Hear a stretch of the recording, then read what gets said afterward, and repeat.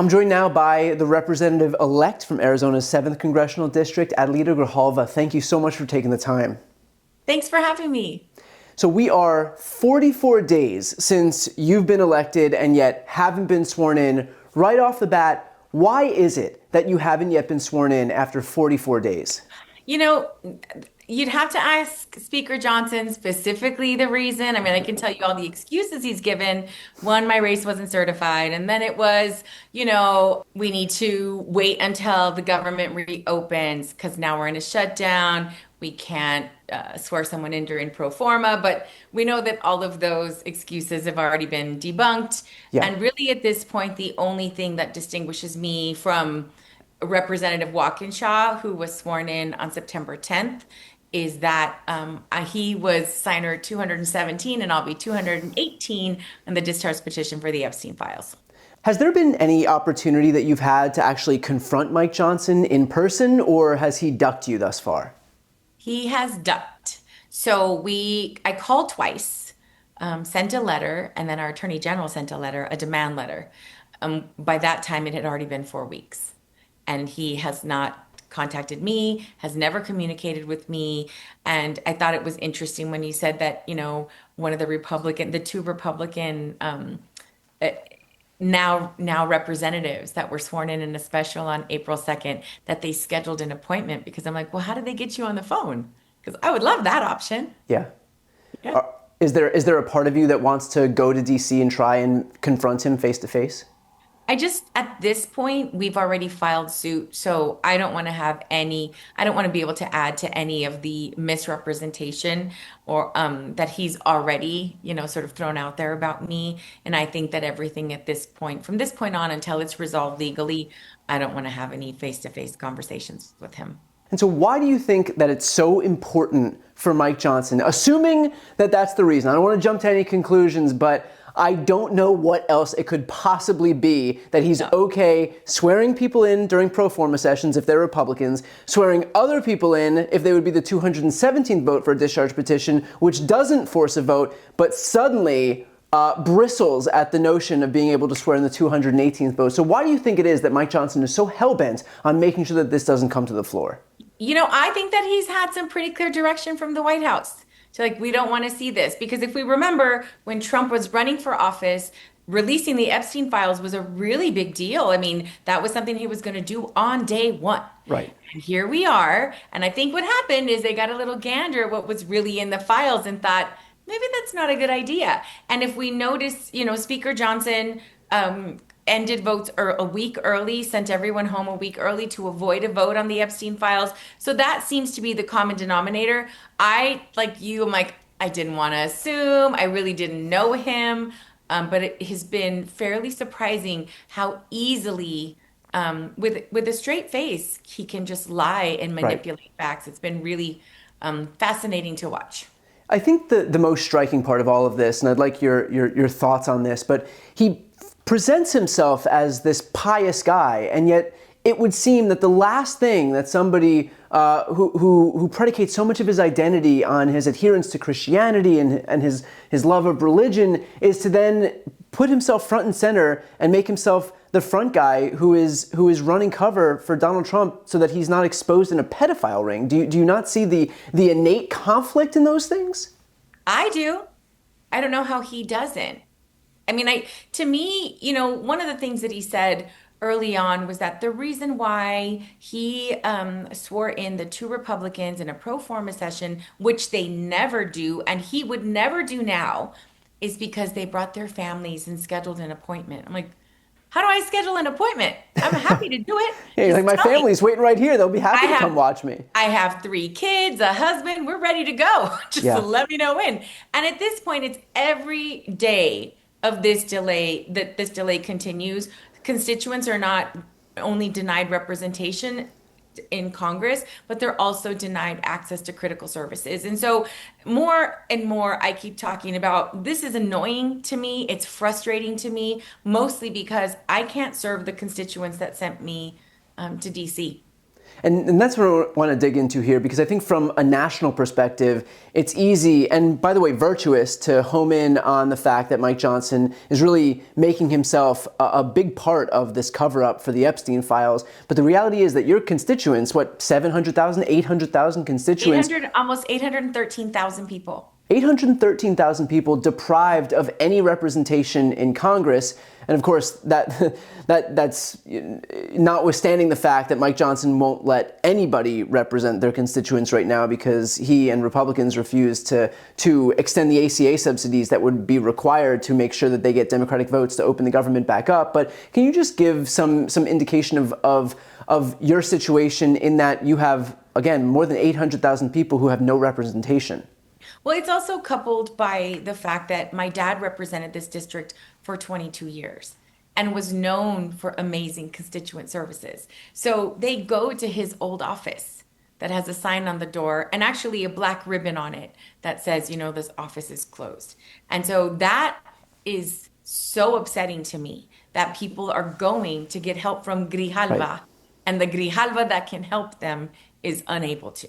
Right. And, I think that when you look at the overall and the people that need help with their VA benefits, with immigration issues, we have the 3 ports of entry with Mexico and Arizona in CD7.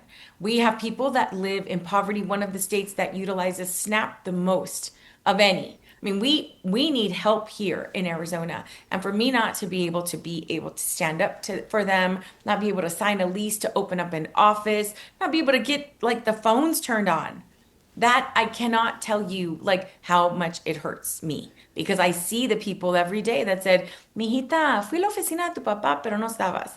I went to your dad's office and you weren't there. They don't understand that they did their job. They elected me. Now they want me to do mine.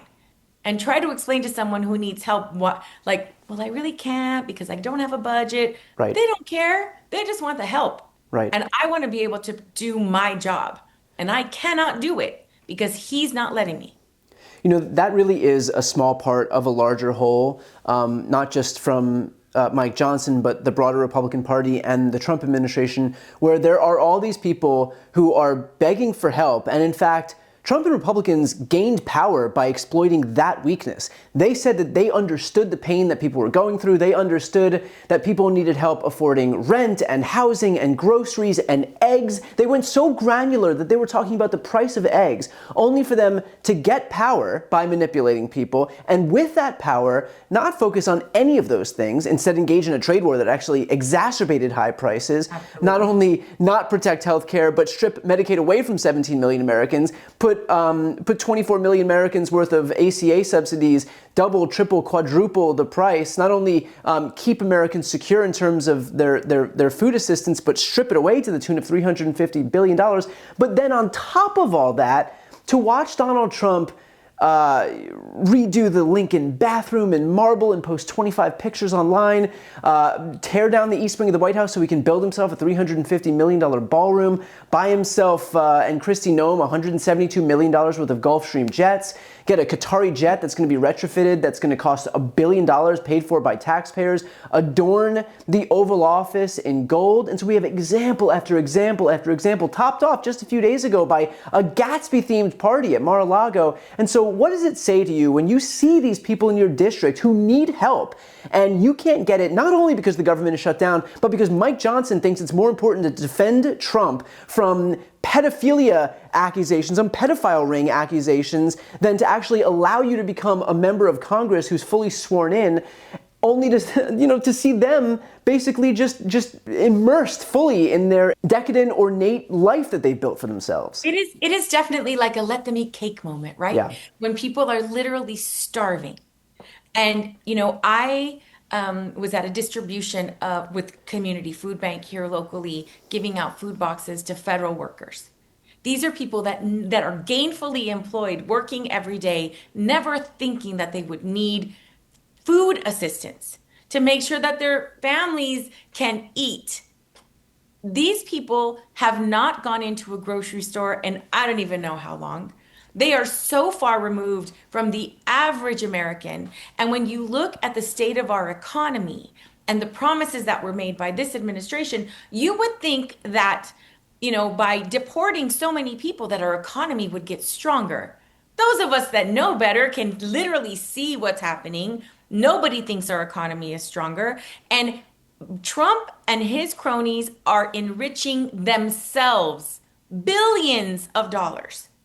I just don't understand why more people are not talking about their crypto money and, the literally there should be a sign at the White House that says justice for sale, se vende. You give me enough money and I'll take you out. I'll take your friend out of prison. I'll get rid of that, pesky little criminal Like record that you charges have. you have, yeah. Let's just get rid of all of that. And also, let's go after public media. Let's go after the arts. Let's go after public education. Let's go after like anybody that is not agreeing with me and drinking the Kool-Aid and pledging allegiance to Trump. If you don't pledge allegiance to Trump, you're the anti.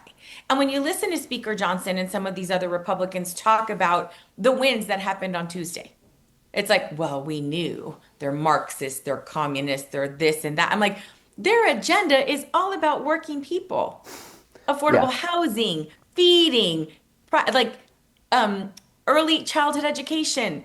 Those are enriching programs, but they're not money makers that Trump wants. So he's not going to push that agenda. He'd rather give away 40 billion with a B dollars to Argentina than give it to the people in this community that need it.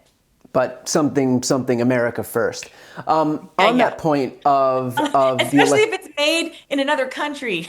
right. It's fine. Go ahead and slap that on there. On Stop. that point of the election just a few days ago, do you buy this talking point that they're trotting out now? And I've seen this from Republican officials, I've seen this on Fox News, this idea that, you know what, it's actually not that surprising because these are just a couple of blue states or blue cities, and so this is really what we expected. We don't have to change course. Everything that we're doing is perfectly fine. I would love them to do exactly what they're doing. Yeah. Just keep doing it. Do it, do it. Because what we're going to continue to do is organize. We're going to continue to talk to voters. We're going to continue to talk to people. And the Democratic Party needs to look at what is resonating. It's a working people agenda. It's talking about what is making it more difficult for the next generation to advance. I mean, every generation, especially in our family, my tata was a bracero, came from Mexico with a promise of a job and an opportunity for a better life. And my dad was a member of Congress in one generation. Like that, those stories are not that rare when you look at the advances that people in our community, people that I live with all around us, look at that. Look at like it's an immigrant story because everything in this nation is built on immigrant labor, immigrant input, immigrant smarts. I mean, that's what makes us is supposed to be this melting pot. But for Trump's America, if you look like me, if you speak Spanish, if you're from a different country, if your parents were from a different country, let me try to figure out a way to stop you. Let me try to figure out a way to halt you because what I want to be able to do, if I'm a Trump and supporters like him, I want to step on my back to be able to get up higher. That's what they've been able to do. They want to roll us back to a time when America was great. It was great for white men. It wasn't great for the rest of us. And it wasn't great for working people. It wasn't great for people living in poverty. And so what we need to do is look at how many people are utilizing these ACA subsidies? How many people, like almost 1 million people, just in my community that need SNAP benefits, that are working people? That's a problem that we need to address as the Democratic Party and get a platform together on how we're going to address the working poor. Do you think that the way that Donald Trump has sicked his ICE agents on communities of color, do you think that same disrespect that he's showing to those communities lends itself to why he and Mike Johnson and the rest of the Republican conference are so easily preventing you from being able to get your seat? Oh, completely, completely. Because what I think is happening is that there are a lot of people with buyer's remorse right now. People are very upset. They're like, well, especially people that are now reaching out to me saying, well, I voted for you because I voted for Trump last time and I don't know what I was thinking. I'm like, Yeah. I don't either. But thank you for like seeing what's happening here. I mean, here in our community, just like you see them masked up and in plain clothes in New York and Chicago, they're targeting immigrant communities so they can make them afraid. I can't tell you how many people reached out to me and said, I have to vote at home. I don't want to go into the polls Yeah. because I'm By scared. design. I'm Yeah. scared, right? I mean, this suppression, you can feel it here in my community, especially in every other immigrant community. And it is for those of us that have the privilege of being able to stand up and with full chest say this is not okay. We have to do it more and more for those people that cannot. Well, I appreciate your voice, and I know that I speak for countless, countless, countless people out there who do the exact same. Thank you for being so vocal about this, and thanks for bringing the fight to Mike Johnson and these other Republicans. Adelita Grijalva, I hope to see you in Congress at some point, but until then, we'll continue to shout from the rooftops about exactly why it is that Republicans are trying to prevent you from having a voice there. Thank you so much for having me.